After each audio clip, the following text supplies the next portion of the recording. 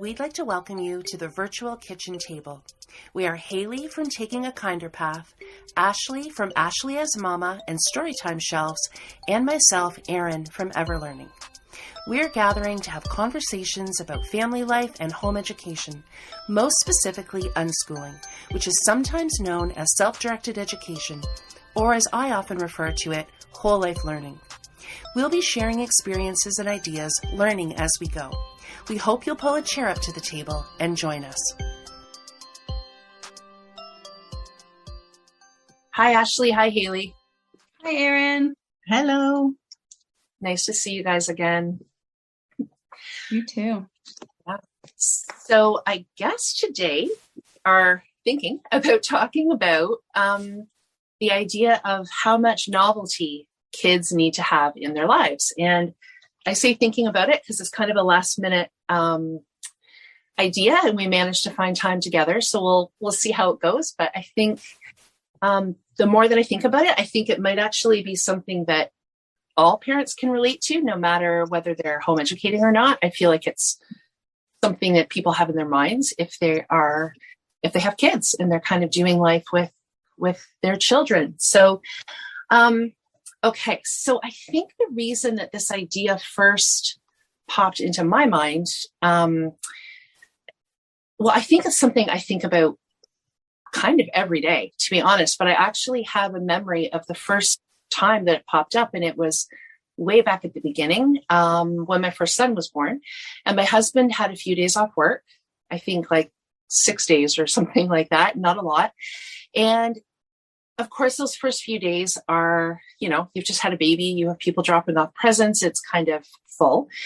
And then he went to work, and I even remember where we were sitting, and I was kind of looking at my 1 week old son, and I was kind of like, okay, here we are. Like, now what? And, I had worked with kids. First of all, I had taken care of a lot of kids, like babysitting through my teen years. And I had worked with children, but I think the work I did with kids always had like some structure to it and a specific time. And I think even when you're doing childcare for somebody, you're in somebody else's home potentially, or you're kind of going along with their schedule. And this was the first time that I realized that I was like with a child, and I had, not only full agency and freedom with how to spend the day, but full responsibility as far as, kind of building those days over time. So of course, a 1 week old isn't looking for a ton of excitement, but even at that age, I was just kind of trying to think through like, through this first year, of being a baby or of infancy, what does that mean? Like, how much do we want to be outside? How much do we want to be inside? How much should we be out seeing other people versus not? And just kind of gauging his personality as well, and kind of his needs in combination with my own. But yeah, and a lot of it, I guess, was this idea of things not being too stale. So introducing to enough stimulation to kind of have an interesting life, but not so much that, that it was overloading.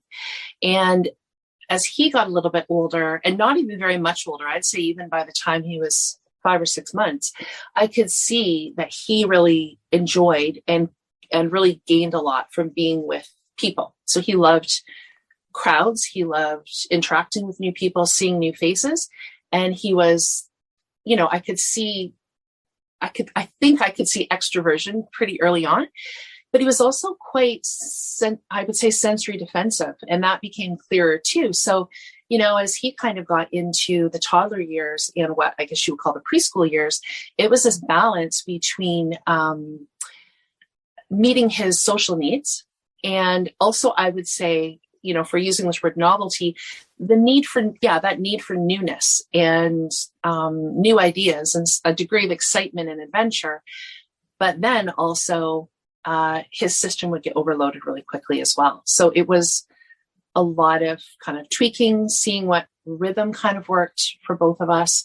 And then, of course, as other kids came along, you're kind of figuring that all in as well. So yeah, so over the years, I mean, I've thought about it in different contexts. I've thought about it as far as like money and affordability, like how much, I guess, especially when you're home educating, what's considered like a rich childhood, right? Like not rich money wise, but rich experience wise. And how much money does that require or not? How much time at home versus time away? Or even the idea of strewing, right? How many new things to kind of introduce within the house? So I honestly don't think a day has probably gone by in the entire time that I've been a parent. I don't obsess about it, but I definitely think about it. I think about it if I think about the day coming, and I sometimes will reflect back and just think, was there enough kind of newness? Were there enough things to kind of be stimulating to think about and to bring joy to your life, right? Like, were there enough things that felt exciting? And then other times I'm like, whoa, that's been a lot. Maybe that was a little bit too much. So, yeah, I would just be curious. I mean, I would be curious to hear your thoughts in general. I would love to hear, and maybe you don't remember, but if either of you remember kind of that first period of time as a new parent with a child, and like, how do you spend your time? I would love to hear that if that resonates at all. It's so interesting, Erin, because when we had a brief exchange about this earlier, and at that point you were talking about your children, but you didn't necessarily mention babyhood. But one of the first things I thought about was babies when you were talking about novelty, because when babies are born, everything is new, isn't it? To a degree, they're and that the whole thing about how our brains develop so many more connections in those first couple of years of life than they ever do. It's kind of a really, not that we ever stop growing connections, but it's so intense in those first couple of years. And I was thinking about the overstimulated babies and the idea that, sometimes babies will just shut down and go to sleep, or they'll turn away from you, and they'll there are times, aren't they, when if you're really observing a baby, sometimes in restaurants and things, sometimes you can see that somebody's trying to entertain a baby and the baby's just not looking, and it's almost like they've got to this point of kind of can't take anything else in, so they're just gazing off into the distance, kind of in a semi sort of shut down state, but they're just, their brain is just had too much. And that was the first thing that I thought of when you said about this whole thing about how much novelty. Because another thing as well, when I was thinking about that, it made me think about discussion I had with a friend about when your children are small, and how much should you talk to them about big topics like death and sex, and sometimes it's really hard to gauge how much, kids ask you a question and how much information should you give. And I remember a friend in really early days saying to me, it'll be fine as long as you go slowly with your kids. They will let you know when they've had enough. And it'll be like, right, okay, they won't necessarily say, I don't want to know any more, Mum, but mine have actually said that to me before in the past when we've been talking about those subjects. But they'll just get to a point where they wander off, or they start getting distracted. And I thought that's really interesting how we seem to have this inbuilt capacity to, kind of drift off when we can't take any more. Yeah, it makes me think, listening to both of you actually, about how it's an interesting position you find yourself in as a first-time mom, because it's maybe the first time you've had that much freedom in your daily schedule, like ever. Like at first I was thinking, well, maybe when we were really young children, we had that freedom, but we still had our caregivers guiding us. So there would have still been someone like helping us decide how to spend our time. And then like for me, I went to school, so I had my day planned out. And then into work. So I had work to fill time. And then all of a sudden you're on maternity leave with your first baby. And I really liked it. I really liked that opportunity to slow down and, just be at home with my baby. But I remember having to really think about how do I want to spend my days?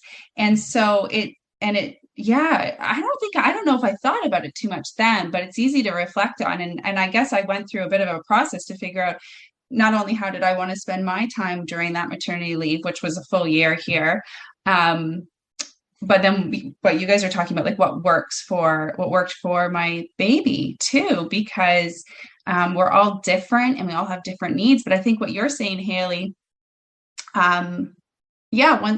if we're like, children are so good at listening to themselves and kind of in a lot of ways know what they need and when something's too much, and we do too. But I mean, if you go decades with kind of always having some type of structure, whether it's school or work in place, that was my experience as a first-time mom, being on maternity leave and just being like, so what do I do? And I find it now, a few years into homeschooling, I get into moments where I like crave structure or I need structure, like almost it feels like too much freedom, because it's like, well, we could go do that, but we don't have to do that. And I'm almost like, somebody tell me. And maybe that's why a lot of us like hearing so much about other homeschool families. Well, what does it look like for you? How do you decide how to spend your time?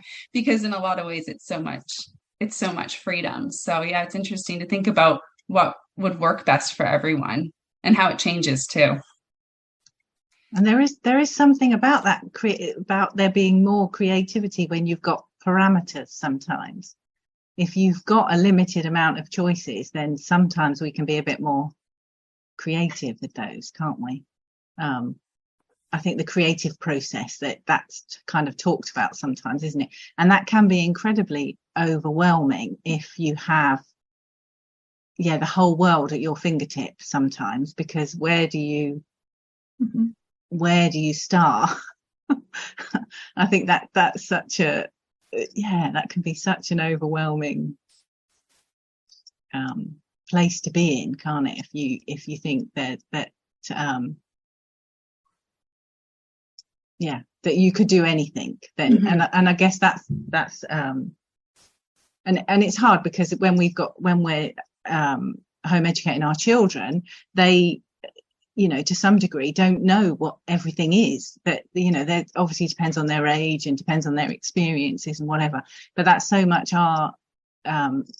such an important part of our role, is about helping them, introducing them to things that they may not have come across before and things that they may not have even considered, which we talk about so often, don't we, which you mentioned, Erin, the whole concept of strewing, which is such an important part of being a home educating, unschooling parent. Yeah, and I think, Haley, that that idea of sometimes trying to think how you put it, but it was the relationship between creativity and sometimes maybe things feeling almost too wide open. And I mean, I've had that experience when I've had either a creative thing that I want to do, like a piece of writing, or even just organizing something at home, or, and it feels very rare at my house, but occasionally I would get a day where there was nobody home, very occasionally. And I've talked to a lot of parents who've said this, they almost don't know where to start, right? It's kind of like, okay, so do I get work done? Do I pursue something creatively? Do I get some sleep? It's almost like a walking in circles, like, oh my gosh, I have this whole house to myself. Because as much as you're right, Ashley, it's a different kind of freedom we've ever experienced, but then also kind of not, because, you're connected to people and you have that responsibility over them. So it's like two things at once, kind of.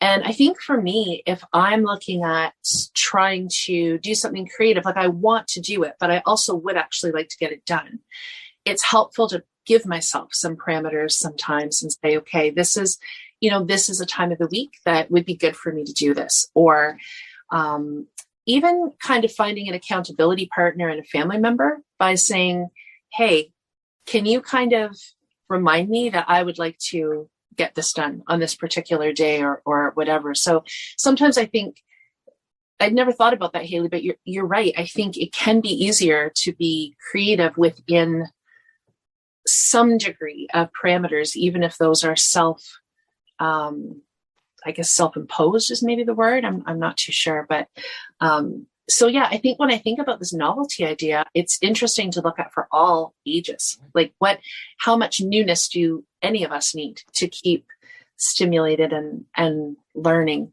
And it's funny too, you can't, or at least I have found you can't stockpile it. Like I can remember, I think we've talked about this in some conversation before, but I took my kids and my mother-in-law came with us on a fairly adventurous, I think it was like about 2.5 weeks. And we went to the East Coast of Canada. We're in central Canada.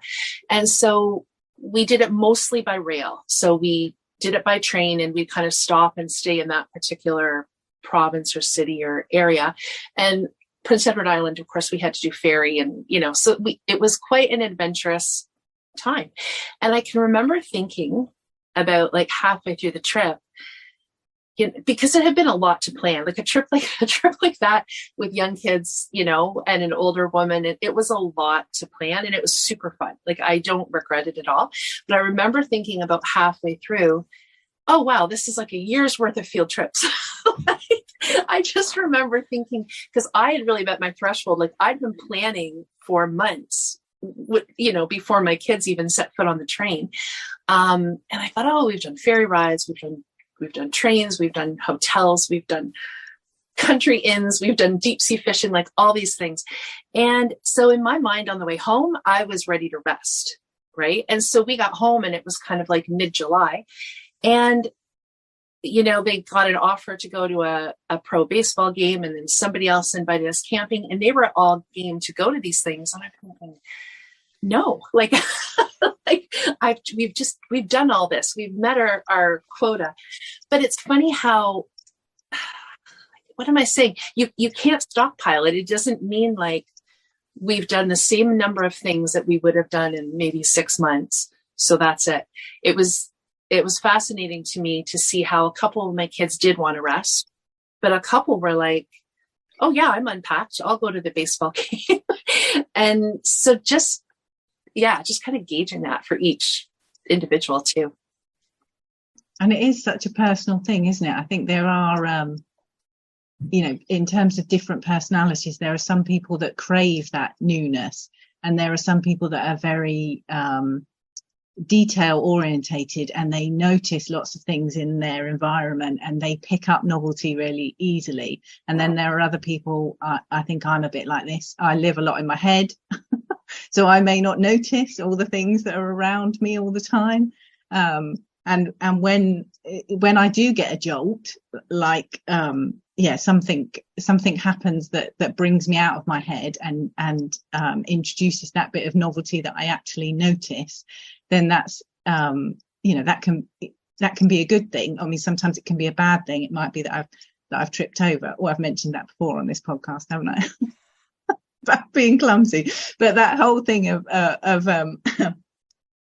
it being really personal. And I think it's like risk taking as well. There are some of us who are much more willing to take risks and do more dangerous sports, I guess, those kinds of things that others would just think there's no way I'm jumping out of an aeroplane or I'm going to climb up that really high wall. And so I think that's really interesting as well. Not that novelty has to be risky, but I think that there are, sometimes it is. And that's interesting how as different people, we've got more tendency towards or away from those things. And I think one of you said as well about that being the same in one person. You can be like that sometimes. You can be more up for risk and adventure, like you were, Erin, at the beginning of your trip. But then once you've had your fill for a little while, you need that kind of period of rest and a period of laying down all the experience that you've had and digesting it and That, you know, we've talked about that before, definitely on this podcast, about how learning sometimes happens in the quiet moments when we don't think anything's happening. That's when things are getting consolidated into our kind of long-term memory, where we're really learning those things, and they become a part of us. So that's funny how things go in waves, even the same person. Yeah, and I think it makes me realize, like, this is a lot of, I mean, it's all wonderful stuff, but it's a lot of, how do I put this? Like, it can be a lot of work for the home educating parent, often the mom, but not always, to figure all of it out and plan it all out, not just for yourself, but for everyone. While you're busy still doing things that current day, right? And trying to figure out how much is too much for me. And yeah, I mean, I guess there's just no right or wrong way of going about it. It's just kind of, I guess, acknowledging that it can be challenging at times to figure out what's enough, what might be enough, how someone might be feeling, because even though we all have our unique personalities from day to day or week to week, we might need more excitement or more rest. And I guess that's for people with personalities that are, easygoing, go with the flow, typically, that might be a bit easier.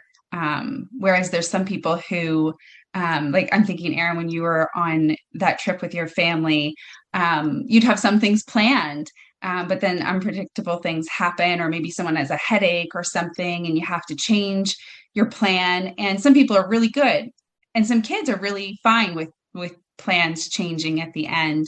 And for some people, that's really, really hard. So I guess I'm just speaking to, it can be a lot of work. And not to say, of course we choose that type of work and we want to do it, but maybe it's just not talked about as much. And then the other thing in regards to that is kind of like learning or remembering or having time to communicate this stuff with your partner or with anyone. And I know I even talk about it with my kids. And we're kind of learning how to do that as we continue to go. Like, what's the best way for us to plan how to spend our day together, our week together, a trip together? Like, we're planning a little family vacation for next month, and we haven't really actually had the conversation too much right now. But of course, we'll start talking more and more about what everybody hopes the trip will entail. But being the parents, we have to keep in mind that we won't actually know what it will look like too much until we're there. We can just plan as best as we can. Yeah. I think, that whole trial and error is so much a part of home educating, isn't it? It's that as we're learning as we go, just like our kids are learning. And I think one of the beauties of unschooling for me is, how much we get to know each other, the amount of time that we spend together, and the more experience and the deeper our relationships get, the more, I guess, we're building up that knowledge of, and we're building up the, we're getting to know the signs when our kids are, more or less overwhelmed, when they're needing more space, when they're needing more excitement, those kinds of things. We learn that over time, don't we? And it is, like you say, Ashley, very overwhelming at the beginning. Definitely it can be. And it is that there is so much novelty in that for most of us, not all of us, but I know for me, I've said the word so many times, it's like a whole new world opened up that I didn't know existed because I didn't even know home education was a thing. That, this was like 14 years ago or 13 years ago. And home education was not on my radar at all. And then it was, and it was this whole new world that was opening up. So there was so much novelty, so much for my brain to take in. But I guess it's about recognizing that we need to pace ourselves. We don't have to do everything all at once. We don't need to know everything all at once. We will never know everything. We need to, keep breathing, keep remembering that we're learning just as much as our kids, and try and embrace that opportunity for enjoyment and for getting to know each other and and recognizing that through experience and through things that go well and through things that don't go well, we'll build up that bank of knowledge, and our children will change, and then we'll build up knowledge again. It's kind of a continual process of learning, isn't it? Yeah, but if I can just quickly say, it makes me think, Haley, how when they're really little, that slowing down and observing them to watch for those signs. And I think they really pick up on that. And they notice then when we do get it right, because we definitely don't all the time. And when we do get it right, and we're really paying attention, trying to get to know them when they're little, and they can't yet just tell us, it builds that trust. And that over year after year, over quite a bit of time, that trust slowly builds that this is my safe person, this person gets me. And then once they get older, and it'd be a different age for different kids, and they can start more clearly communicating with us, just telling us what's too much, what's not enough. But that trust builds over time, because it feels like a huge responsibility when they're really little to figure out how much to give them. And then you have to really pay attention. Am I getting it right? So it can be a lot. But yeah, the times that you do get it right, that trust is building too. And we learn so much when we get it wrong as well. I love what you said about safety, Ashley, because novelty is, I think, really important for learning, and it does, it jolts us, gives us like sparks, curiosity, it wakes us up sometimes, it makes us pay more attention. But I think that safety is so important for learning as well, isn't it? We need a balance between that new and exciting, but we need we need peace and comfort and feeling safe, because if we're not feeling safe, then we're probably in some level of survival, where our brain has gone into kind of survival mode. And when it does that, we don't have as much space in order to learn. We don't have as much space to take in information and to process it. And I think so that whole safety, it is a balance, I guess, and the balance is different for everyone, and the balance is different on different days, depending on how much energy we've got, how much stress we're under, how, all different things that are happening. But it feels like we need that balance between the comfort and security, but also the newness and excitement. Haley, that reminds me of something. I think you had said something similar. We had an episode where we talked about flow. And I think it was that one where we talked about that same idea of kids needing a safe place to really get into flow, to really let their brains kind of expand and deepen that way and kind of get into that flow state. It's that same idea, I think, of having that safety, that feeling. Yes, you want to have room to move, but anchored enough to have the freedom to do that. Ironically, right? It's kind of an interesting, it makes me think too about what works well. Some things, have changed over the years, but what works well, I think, for us.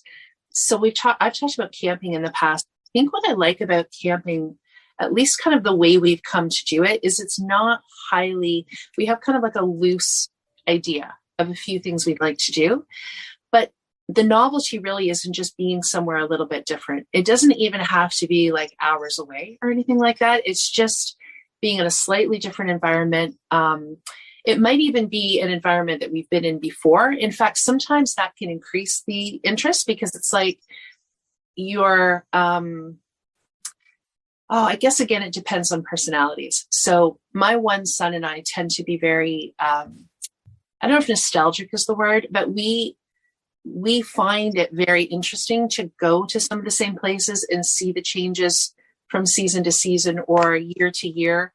And like to remember that like our favorite campsite looks totally different after a huge windstorm. I mean, it's kind of sad at the same time, but it's interesting to us. And so that gives us kind of, it doesn't look or sound like a highly exciting thing to do, but it's like finding those pieces of interest, even in some familiar places. But I guess back to what I was saying about just a different environment itself sometimes can provide some new interests. And we don't even have to, I think it's like planning enough in case you need some things to fall back on, but still keeping really wide open to the weather, to, different things that could come up. So it's kind of like, maybe a bit like what we were talking about with creativity. It's like there's a lot of freedom, but there's a little bit of a parameter there, which with something like camping is you're where you are. That's where you are, and you can find some things to do within that. But even that, that didn't always work for us when the kids were really little from a sensory perspective. That didn't always work, especially for one of my kids. So it changes a lot over the years too. Yeah. And I think even that trip I was talking about where we went down east, there was a lot of novelty to it, but I didn't plan in a lot of extra novelty. So it was kind of like the journey itself I knew was going to be pretty stimulating.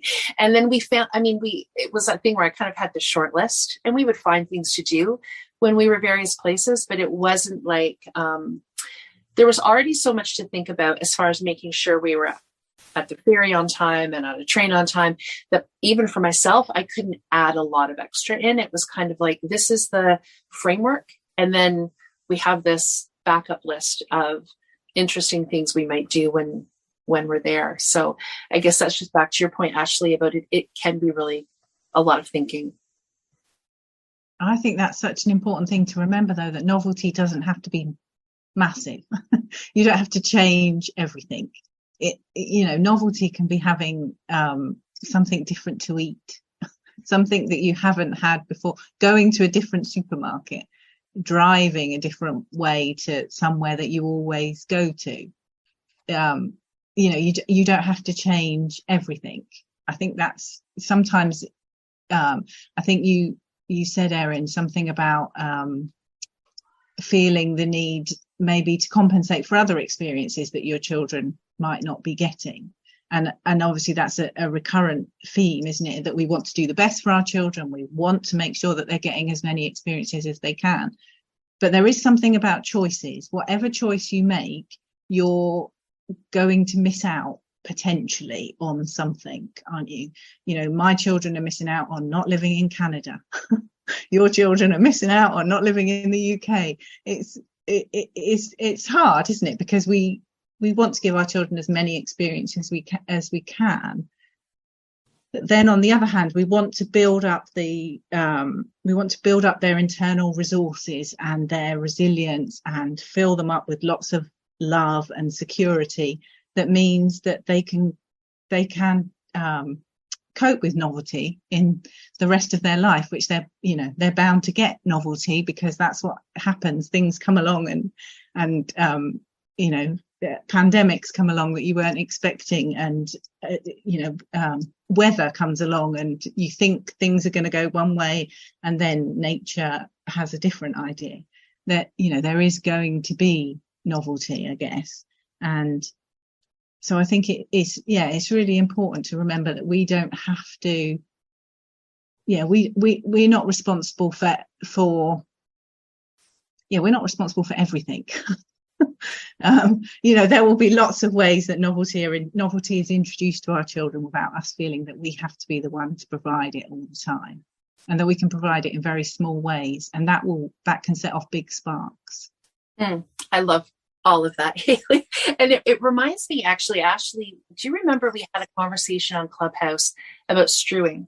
And I think we talked about, I remember I made notes on it, but I think I was talking about keeping in mind, so it was kind of like three things. Like, what do I bring into the day with my kids? What do they naturally direct themselves or come up with themselves? And then that third one was like, what does life throw our way? And it was kind of that thing exactly, Haley, like the weather, a pandemic. But even, I guess, in a more defined sense, does a relative stop by? Do they get invited to a birthday party? Those are life things that don't really require direction. I mean, they require some organization, but they're not directed by me or by the kids. They're just things that come up. And I think too, to your point that, I mean, wherever we are, we're not somewhere else, or whatever we're doing, we're not doing something else. And I think about that, for some families, things like world schooling provides their kids with such an interesting perspective and different experiences.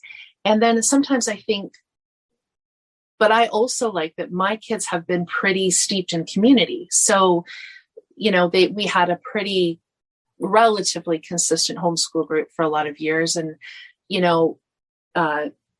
they have a lot of intergenerational, we've gone to the same church for 20 years. So they know older people, and they know, so I think those things provide little pieces of novelty that don't sound as exciting as, traveling the world, or even going to like a professional sports event or something like that. But over time, there's all those kind of micro experiences that are worked in within each. Like I'm just thinking, even times that we've gone to church, just thinking, oh, we're going to church and there will be some really cool new instrument, or like, and so all those things accumulate, don't they? They don't sound all that exciting, but when you kind of look at them side by side, it is actually quite a bit of novelty. And I think that when my kids were little, another thing that I kind of liked to do was narrate, not to the point, hopefully, of being annoying, but maybe it got that way sometimes, but just pulling out the interesting things like, oh, they're planting trees here, or look, that store has changed. That's a new store, a new sign. I wonder what's in there now. Those kinds of things that it just kind of builds the spirit that there's lots of simple things in life that are actually interesting. I was thinking this morning, my husband went to the hardware store and he had kind of a collection of interesting things he was buying. And I was just thinking, like, when my kids were little, that was an outing. That was really exciting, especially for one of my guys, to be walking through the tool section and choosing things and talking to the cashier and all those kinds of things. That's just a trip to the hardware store, but it probably would have filled his cup as far as kind of giving him something a little bit new to chew on for the day. Yeah. And the fact that he was doing that with somebody who was probably being very kind and very interested themselves, and probably drawing attention to things that might be interesting as well, will all have made that experience even more powerful, weren't they? And I think that's another one of our really important roles, is about being a model of curiosity and appreciation and gratitude, and all those things help children to see the world not as boring but as exciting. And I think the more we model that for them, then the more easy it is for them to have that kind of attitude as well, of curiosity and open to learning and observing what's going around them and appreciating it, and yeah, gaining pleasure and joy from mundane everyday things as well as big things. Because, obviously it's great to have big things. It's great to go on interesting holidays, and it's great to go on days out. And it's, like you said, Erin, maybe to a professional sports event. But, we can't all do those things all the time because we don't have the financial resources, or we don't have the time, or we don't live in the right place, or whatever it is. But if we can have that, more of a sense of gratitude and appreciation for what we do have, then I think that that helps us to notice novelty as well. And yeah, it makes me think about when I'm outside with my two, and like over the years, even before we were homeschooling, but maybe even more so once we were homeschooling, I noticed the time we were outside together, it was free, kind of accessible to us for the most part whenever we wanted. It was just being together. I didn't have to plan anything. I don't think I ever planned any type of structured activity with my guys outside. Not that I know that I see other people doing these really fun scavenger hunts that you take to the forest or the trail to do. So that's wonderful. just getting us there and out the door was enough work for me. So I never bothered with the scavenger hunt. I think a couple times I maybe brought, like, we would bring like a bucket and shovel to the beach, or my one guy has a metal detector, a kid-sized metal detector. So we would take that.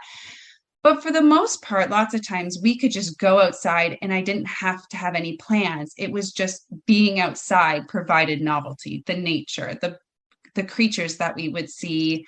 And I really enjoyed it. So it was them being with me while I was feeling good and happy. But that idea that, yeah, it's not why I did it, but I realized then and now, and thinking about it, that I want them to know that you can just go outside, you can find a trail, or you can go to the beach. Even in the winter, you've got these things available to you, especially where we live.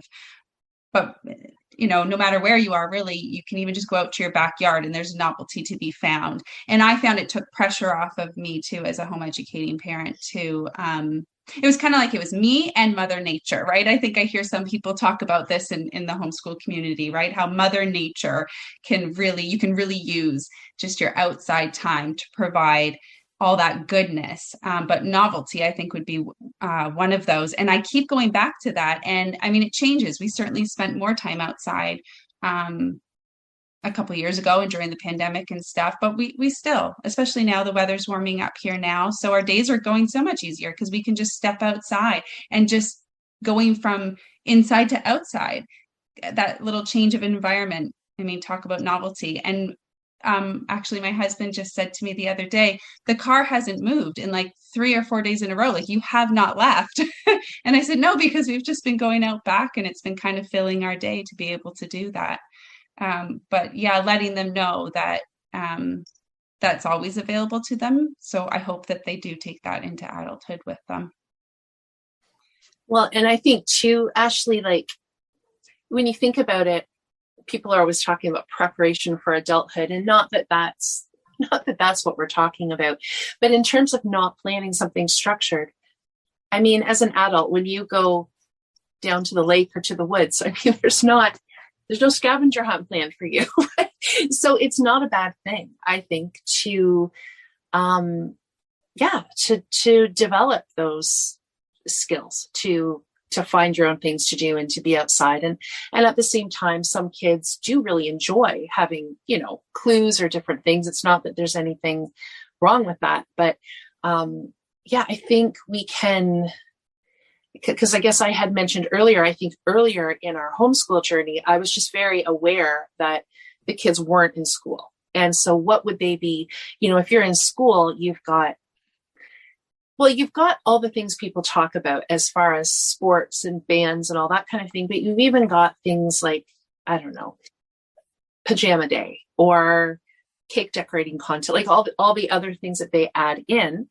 And so I think I was aware of that, and I was just trying to make sure we were adding some interesting things. But I think, like you, I found that often, often we would take maybe a bunch of beach, shovels and buckets or whatever, and they didn't necessarily even care about them because there were sticks to gather and stones to collect and whatever. So they really, I think it goes back to that idea that they can often, they do find their own novelty. Just that change of pace. And I loved what you said, even the coming from inside to outside, because I think that's true. Even going outside for a couple minutes and taking a deep breath. Sometimes it's just certain birds flying by, and it's like, oh, and that gives us, we might talk about that for a minute or look that up or even just watch the bird for a minute or two. And it does give your brain that kind of spark of change for a minute that just kind of adds to your repertoire or the different things that you kind of have milling around. So it really doesn't have to be huge. And I think that one of the things that was helpful to me when I was thinking about it, either financially or either just kind of maybe the overwhelm sometimes of figuring out what did everybody want to do and how much did we want to plan, looking ahead at a particular season. I used to find if I put enough things to kind of anchor us on the calendar. Not, I mean, I always like to have quite a bit of what I guess I would call white space on the calendar. I didn't want to be going all the time, but it's amazing by the time you put, I found if I put things on a calendar, so for example, I'm just going to say like Canada Day would have fireworks and a whole thing. So they always like to do that. So I would put that down. And maybe there was like a library book club once a week. So we would put that down. And I would be amazed by the time I filled stuff in that actually there wasn't a big need to spend a whole bunch of money or, and the nice thing about those are they're not highly committed either. Like if somebody's not feeling well, we just don't go down to the fireworks. Or if we have to miss the library day, it's not really a big deal. But I did find by the time I plugged those kind of natural things in, there was actually felt pretty good. Like I'm like, this has a good balance of flexibility, but there are some things just to spark our interest and kind of keep us, stimulated and learning and growing. You mentioned, Erin, I can't remember exactly what you said earlier, but you said something about narrating for your children. And that kind of made me think about where we're putting our attention. And there's this kind of a story that we hear sometimes about how if you ask a kid what they've done at school, they'll say, I can't remember, or nothing, or whatever, like classic answer. And I think, not that we want to be narrating our children's lives all the time. That's not what I'm thinking of. But the whole thing of us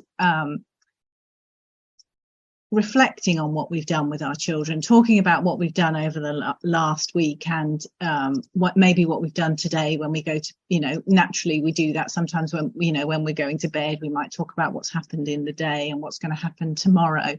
And those kinds of conversations help to bring attention to the things that we've done, that sometimes sometimes it feels like the days are all the same. And then when you actually think about it, you realize some of the interesting things that you've done. And I know when we first started home educating, and people would say to me, keep a record of the things that you've done, not because you need to show somebody else them, not because it's about providing proof, but it's about you beginning to think about what your children are learning and what you're observing from the activities that they're doing. And it kind of made me think of, I did a list last year. I'd seen lots of blog posts of the whole 100 things I did in 2022 or whatever, and I thought, that's interesting. And in fact, my one of my daughters does that a lot. She will write about her highlights of the year, and I thought, that's cool, I'll do that, but I'll never be able to get to 100. And once I started thinking about it, then I looked back at that list and thought, wow, 2022 was like, I'd done so many more things than I thought I had. And they weren't all amazing things. They weren't all trips out. They weren't all, holidays, but they were just really, some of them were just really happy memories that I had of an afternoon that we'd spent reading in the garden, or something really simple that we'd done. But actually writing down that list, bringing my attention, because when I first started writing it, I thought, I'm never, like I said, I'm never going to get to 100. And it did take me a little while to think back. And I did need a few prompts, like looking at the calendar and looking at the diary and chatting to my children about the things that they'd been reflecting on from their year. And it was like, I'd forgotten about that. But that was actually, funnily enough, we recently, I don't know why we came upon it. I don't know if somebody was Googling it or somebody was thinking about it, but why when you're a child, does it seem like Christmas takes forever to come? But then as an adult, you're always thinking, oh gosh, that year went really quick, didn't it? And it seems to speed up. And we read this article about how, because you're learning so much when you're small, because so much is new in your life, that there's so many highlights that, when you get older and things become possibly more mundane, in that you're more familiar with all your experiences, maybe you've got a job, so your days look more and more similar, everything blurs into one, and it's kind of harder to pick out the individual moments. So when you're thinking about the previous week or the previous year, it can all become a bit of a blur. So this article was basically saying that if you want your life to go slower, then you should be building novelty into it. And it was about, planning joyful things. And that was lovely. But it really made me think about the fact that when we came, we were going to talk about this, that maybe that novelty does help to, it improves our memory. It gives us something to focus on, doesn't it? But sometimes we can't always, we still need to bring our attention intentionally, because we won't necessarily remember those things. Does that make sense? It makes a lot of sense, and that makes me think about the idea of kind of redefining what novelty, not redefining it for the whole world, but defining for ourselves what novelty is. Because I think I'm tking of how kind of tuning in and really being present really changes my idea of what novelty is. So there's a little shop not too far, like I can walk to it, and it's a small grocery store, but it carries like interesting things that you don't find in more the sort of all of the mainstream stores. And because it's a small store, there's a very consistent staff. There's 2 people at the cash and kind of 2 people that stock the shelves. And so I've gotten to know them. And most of the people in the neighborhood have gotten to know them. So that seems like a very mundane thing. It's a small shop. It's the same people working there. But it's interesting because you're never quite sure what they're going to be carrying, because they get, I'm trying to think what the word is, but if there's too high a number that other stores will take, I think it's called overrides. They'll get these overrides of things. So it's exciting to kind of go and see what different little things they might have. And I think somebody mentioned food. That's been a fun way for me to introduce like little pieces of novelty to the kids, because I'll see something, I'm like, oh, that is so cool. And I, so-and-so would like that. And just bringing home that little new kind of chocolate or new kind of, biscuit or whatever is kind of exciting in a fun way. But the other thing that's interesting about it is you're seeing the same people, but I find when we really kind of intentionally tune in and become present, people are much more interesting than we think they are. So the person, working at the cash register is not just there to run your stuff through and you say, oh, hi, thanks, and you run off. Like, I've gotten to know her. And so, she'll tell me interesting things. I've learned a lot about, the Portuguese food that she cooks. I've learned a lot of different things, actually. And so we chat back and forth, and it's just kind of that sense of very regular things in our lives, if we can just slow down and be present, are actually very rich experiences. So, we've talked about nature, and that's a big thing for me too, is noticing the changes in nature, but even just noticing what's going on in people's lives, right? Like not in a nosy way, but just taking some interest and some curiosity in people has been. And so then I notice that now a lot when I'm talking to people who live a more rushed life. It feels very like I kind of get why some people need to go on a lot of vacations, because I think they're just getting through their everyday life so they can escape from it. And I think if you can be present in your life, you find those little pieces of novelty, and it's actually quite stimulating. And it does give you a lot to talk about. The other thing Haley was talking about, the narrating piece, I think too, for me, like making sure I'm not narrating to force teachable moments, but narrating because things actually are interesting, at least to me. They might not be interesting to anybody else, so I don't have to push that on them, but just that kind of reflecting what I'm seeing, reflecting changes I've noticed. Doesn't have to lead to deep conversation, but it's just that kind of spirit of curiosity, maybe, or spirit of kind of wonder, maybe, of being out and about.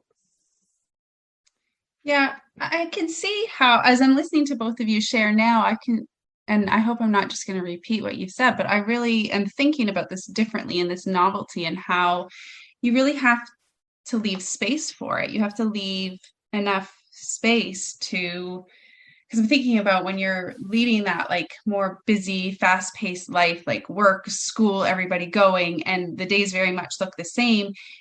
And then maybe you think, okay, we're missing novelty. Oh my gosh, now I have to fit novelty in. Well, how do we have time to fit in this? I haven't taken them to the movies in how long? Or maybe we need to book a vacation. And I can see how you would just be like, I don't know how to fit novelty in. So when, but if you recognize that maybe that's what's needed. So now I'm thinking it makes a lot of sense where if you just leave space and if you're able to kind of slow down, it's almost easier, I guess, to find the novelty will just happen. I guess that's what we've realized, is that even if we don't plan for it, although of course sometimes we do, it will happen and you'll notice it because there's enough time and space for it. And I think what you were talking about, because I do that, and Erin, you see, I'll share in our Unschooling Together communities, I make notes, although I've slowed down recently with doing it, but for a long time and most of the time I record what we do, and I don't have to, I don't use it for anything. And I never hardly ever look back on it, which is interesting to me, but I just jot down quickly most days some of the things that we did. And it always surprises me how much we did. And that's one reason why I do it, to remind myself that we're actually doing more than enough, all of us. But it also, I think, allows me to, how do I explain it? I think I'm just trying to think of another example of how novelty can actually be really easy and simple. It doesn't have to be a big thing, like what you guys are saying, like puzzles, for example. So if I haven't jotted down that we've had a puzzle out, because a lot of the things, what I write down is kind of maybe what we've strewed, although sometimes it's just stuff that we've done too. But if we haven't done puzzles in 3 months and I pull out a puzzle, that maybe not, and maybe it won't feel novel to them, but often it does, and someone will get into it. And I don't think I would have thought that way before, that a simple puzzle could provide a little bit of novelty in someone's day. But I like just listening to you guys share about it, this idea that it can be simple, I guess, and it doesn't have to be, it can be, but it doesn't have to be something that costs a lot of money or that takes a lot of planning. That there's other ways to have that experience. And then I really like how you've shared, Haley, about how having those experiences of novelty, how it benefits each of us. So there's definitely value in it. Well, and that, I'm thinking of that classic idea that you take, you open the toy box or the shelf and there's toys or games that you and the kids haven't seen for a year or a few months, and it feels new again. And it's like, oh, remember this game, and maybe even more interesting than the first time, because it's almost like there's a memory of the excitement of getting it or trying it, and now there's kind of the anticipation of building on that. So it's almost kind of like a bit of extra novelty. I find here when they see something that we haven't had for a while, it's almost like a double excitement. The other thing is when we take our board games or card games, the same ones we have here, but we do them at a grandparent's house, or we do them at a picnic table when we're camping or at a hotel or something like that. It's a different environment. So it's just switching it up a little bit. We don't necessarily need to buy new games, to go visit cousins or go camping or whatever. There's something about playing something in a new environment that's kind of fun too. And then I think so much of the theme for me in talking about this is that continued tuning in to our kids, which you had mentioned, Ashley, near the beginning, whether it's, the baby example you gave, Haley, around, do we as humans kind of have this inbuilt ability to just tune out when we've had enough, which I think we do. Or even me coming back from that trip thinking, okay, check, we're good. And actually they were excited to do more stuff again. So it's that tuning in and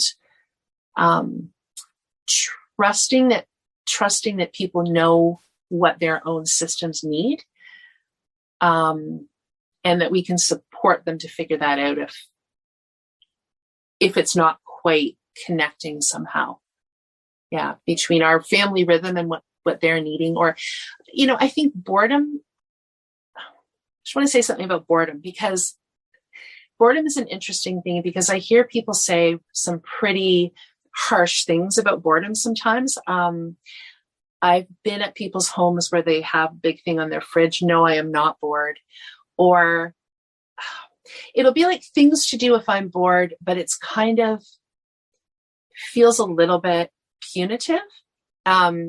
It's still kind of putting down the idea that the child, like, why would you be bored?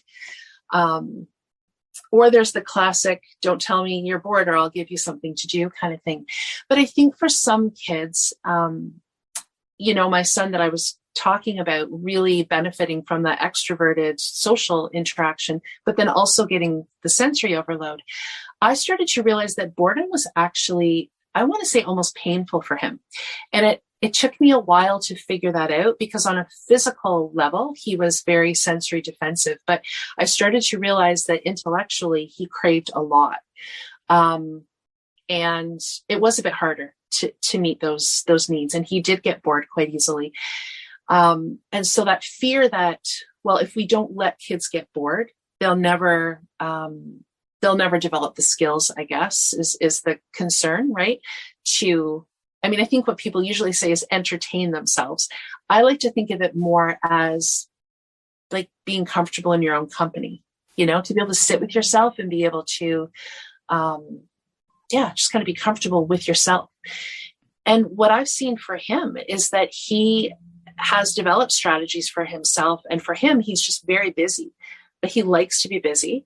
It makes everybody else's head spin a little bit, but he has created a life for himself that he usually has something to do, and that feels comfortable for him. So yeah, the boredom thing is interesting, because I just don't think it's that black and white. Yeah. Yeah, I appreciate you bringing that up, Erin, because I've been thinking about that pretty recently, the boredom piece. And I'll go off the top of my head here, I guess, a little bit to share with my eldest, which I think I shared a little bit with you, Erin, not long ago. I had listened to something, and I got the idea in my head that, yeah, our kids were needing us too much, and they needed to remember or practice how to be more independent, I guess, was the message I was receiving or interpreting that way. And I thought, the fear creeps in. I thought, oh no, I'm not letting them get bored enough. They don't know what to do I'm not busy entertaining them all day, but I kind of had a few days there where I thought, maybe that's something I'm not giving enough space for them to be bored, and they don't know what to do, because they used to do a little bit more on their own, I think. And eventually I thought, I don't know how my mind got to this point, but I kind of gave my head a shake, and I thought, no, actually, I don't think that's what's going on, because I went back to behavior as communication. And it wasn't even just behavior. My eldest was saying, I'm bored. He needed something. He was expressing a need, and he maybe didn't know what it was. But he's my one who is typically on the move, likes to be doing something, really likes to engage with other people of any age, whether it's his younger brother, whether it's me, whether it's his dad, whether it's another family member or a friend online, really likes to be engaging with people. So when someone wasn't available, for a certain stretch of time, he started craving that. So yeah, I find as a parent, and especially maybe as a home educating parent, you can get those messages, and it doesn't help you not worry. It can kind of, I guess, spark a little bit of a worry, especially when it's like that message that you have heard so much. Like, I remember hearing it when I was growing up. You shouldn't be bored. There's so many things that you could be doing. But I don't think, it's not that simple. It's not always that, and like you said, and what I started thinking was, when our kids are young, they're kind of like, even though I try to give my kids lots of like freedom and stuff, they're still kind of restricted on what they can go do. Like he's not going to just go take himself somewhere away from us. Whereas like you were saying with your son, Aaron, like as he got older, you've seen how he has structured his life. And when he had, you know, more freedom and more, the world was more accessible to him to go do on his own, you saw him go do that and how he filled his time. And so I think about my eldest now, and I, you know, that's probably what he'll do, which is what I want him to do. So he'll start meeting his needs in that way. So I think I need to worry less about, you know, he doesn't know what to do with his time. And maybe he does actually know what he needs to do with his time. It's just, he kind of still needs our help and our support in having those needs met during that time. I don't know if that made sense. I think that last little bit there, but I hope it did. It made a ton of sense. I'd never thought about it that way. But now that I'm thinking about it, you're right. As my son got older and had the opportunity to do things like get his driver's license, work, those kinds of pieces, he just took advantage of all of those things. And he, you know, I can remember finding little like Post-it notes down by the computer when he was about 11, jobs for 11-year-olds. And, you know, he was so frustrated that I can't remember what the age is I don't think you have to be 14 or 15 or something to have certain types of jobs. And he was just so, I would say he felt like caged in not by us, but just by the limits of being a child, right? Like, so I think some kids, they struggle a little bit more with not being able to just kind of push forward and have that autonomy. So that was a big change for him. I would actually say the other thing that was really a change for us was the opportunity to have a video game system, because he had something that he could have agency over, and he could create, and he could, there was just a level of decision making in those worlds that unfortunately in our house or in our country or whatever, we weren't quite there yet. So I think that's interesting to think about, the fact that we are also raising children in a society that kind of doesn't let, you know, you can't just let your kid run all over the place without people. It's kind of a catch-22 in a way. We, you know, there are some limits, even like culturally, to what is considered okay as far as freedoms to let your kids be out. I think you said so many interesting things there, Ashley. And I've definitely felt the same as you, thinking, oh no, you know, at different points thinking, oh no, so-and-so, doesn't have the capacity to think up their own activities, and maybe they're getting too reliant. But also, I think as a home-editing parent, there's also that fear that other people, if your child is bored, other people are going to think, well, you're not providing enough, you should be doing more. and as you so rightly pointed out earlier, Ashley, about the enormous pressure that people can feel to provide novelty. And so I think there's two sides to that coin, isn't there? There's two things that we can worry about. But one thing that really helped me was when I read an article, I don't know, years ago, about boredom, and somebody said that when a child tells you they're bored, then often it's about them expressing an emotion that they don't have the words for. So like you guys have been saying, it might be that they need more social interaction, or they might need more cuddles, or they might need they might need more time outside. There might be, you know, different things that are happening, that it doesn't mean that that they're not capable of entertaining themselves, and it doesn't mean that we're not providing enough.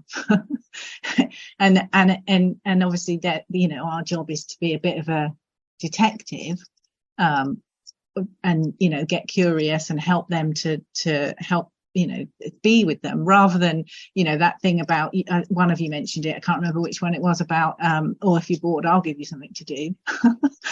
That kind of threatening kind of you know, maybe children might not want to say that they're bored because they think they're going to get some really awful chore that nobody else wants to do.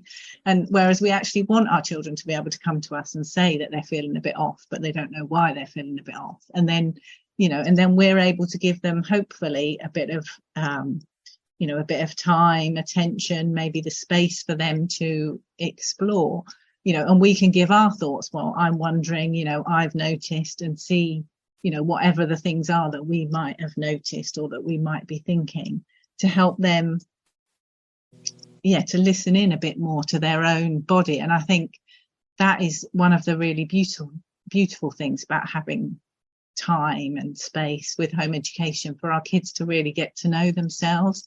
And one of the things I was thinking about as well in terms of novelty and whether our children might need more novelty or less novelty, is that for me, because we've got 4 children, and as they've got older, I've really seen not only have they become more able to go inside and listen to what their body's telling them or to how they're feeling, but also they're quite well attuned to each other. And I see them, not all the time, obviously, but sometimes, either talking to me or talking to their sibling about how they feel, they've observed and they think maybe, so-and-so would benefit from this. Or they'll go to that person and say, I'm wondering if, you want to do this with me, because it seems like you might be feeling a bit like you need more company or whatever, or they'll have some interesting puzzle that they think their other sibling would enjoy. And I think that's a really that's been something definitely that I've noticed, that they are thinking about how they can support each other, as well as becoming more aware of their own needs. They're thinking about each other's needs as well, which comes with time, doesn't it, and experience. And it does. And I'm aware of the time, but I just have one more thing, and then feel free if you have anything else to pop in.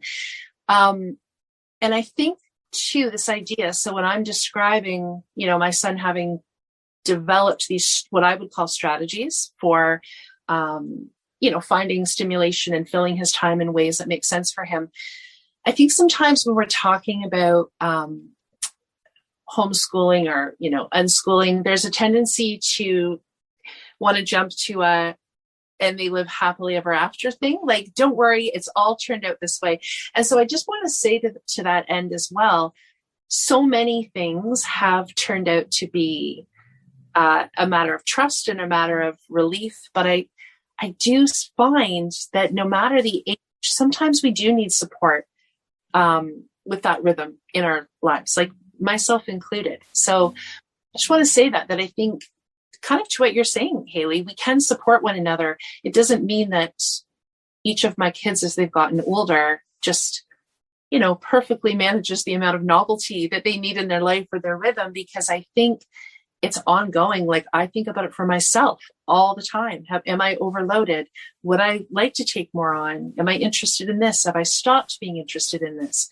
And so I do think it's not that checkbox thing, is it? It's continually examining it for ourselves and being open to supporting one another. So, yeah. Yeah, I think we're never done, are we? Like, our children will never be done, and we'll never be done. We're going to keep learning and growing. Yeah, I think so too. Anything else that either of you have, or are we? I mean, we could go on. It's such a good one, but I think that was wonderful. I know I've learned a lot. This was really helpful for me, so thank you to both of you. Oh, thank you. Yeah, it's an interesting topic, Erin. Yeah, definitely. Okay. All right. Thanks. Have a good rest of your day. Thanks. And you. Bye. And this ends our conversation today. We hope you found it interesting and maybe helpful. If you'd like to connect further or see additional content, Haley can be found on the web and on Instagram at Taking a Kinder Path. I, Erin, can be found at Everlearning, and Ashley can be found on Instagram at Ashley as Mama and Storytime Shelves. We'd be very grateful if you'd share this conversation with anyone you think might appreciate it. Thank you for your time today.